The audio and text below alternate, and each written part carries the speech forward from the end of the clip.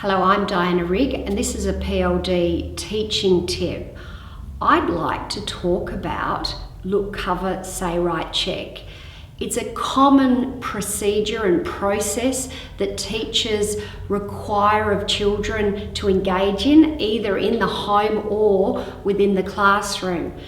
And it's a shame when children take such shortcuts that they don't benefit from what can be a really effective opportunity to learn their spelling words and ingrain spelling processes and phonic processes in a really deep, effective manner that helps those spelling concepts transfer into their writing. So let's look at how do you train children to slow down and focus on all the good things that look, cover, say, write, check can offer them.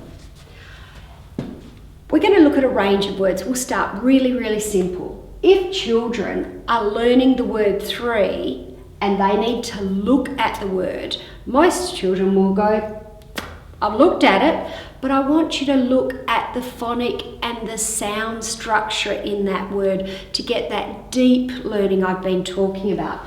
The word three, th-r-e. Cover that word, th-r-e.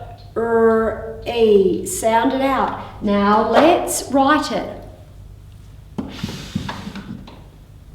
R-e. If learning the word snail, now look at the word, and in fact look with your fingers and your thumbs, because too many children are impulsive and they're not doing the doing, doing, doing, doing looking, where their eyes focus on the sound and the phonic structure. So let's look with our hands. S, n, a, o. Cover the word. Now say the sounds. S, n, a, o. Now let's pick up our colours, which will slow us down to sound out as we're writing. S, n, a, o. If the word is train, let's look at that word. Ch, a, n. Cover the word. Say the sounds. Ch, a, n. Pick up your colours. Sound out as you're writing. Ch, a, n. Over time, the words start getting much more complex. Let's look at the sound structure and the phonic structure in the word shield. So in the word shield, there's a sh, there's a complex e, there's a u and a d. Cover the word. Sh, e, u, d. Now pick up your colours, slow down and sound out that word as you're writing it. Sh, e, u, d. If the word is chief, let's look at the word properly and all its components. Ch, e, f. Cover the word. Ch, e, f. Say those sounds. Now let's write it. Ch, e. Over time, words get more complex and increase in length.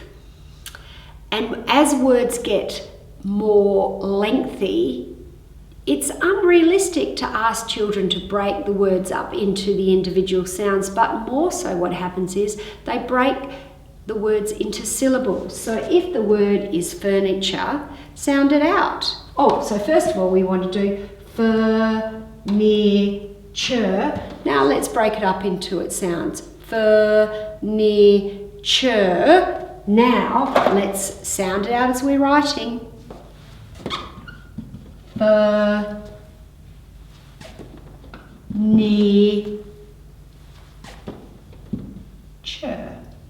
If the word is adventure, there will be an adventure, adventure. Break it up into its sounds. Adventure. Now let's sound out as you're writing.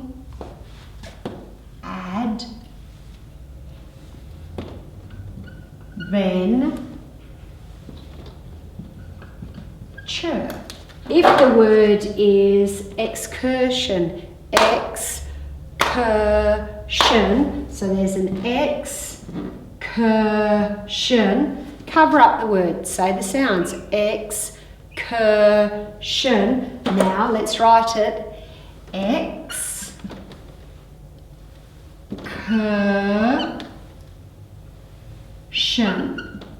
And yes, I look a little bit ridiculous and a little bit funny, exaggerating the mouth when I'm sounding out, but I'm trying to make that so obvious to children, but also to have a little bit of fun with your spelling words. It is my hope and my intention that if you train children to slow down and use their fingers or their hands when they're looking at a word, they break words up into the individual sounds or the syllables, and they say those sounds and write them in alternating colours and then check their words, they will develop deep phonic and spelling processes that will assist the transference into writing. However, as words get more complex, and those spelling words will get more complex over time, make sure children understand what the words mean, because words cannot be transferred into writing if word knowledge or the knowledge of those words lags. PLD, Literacy and Learning.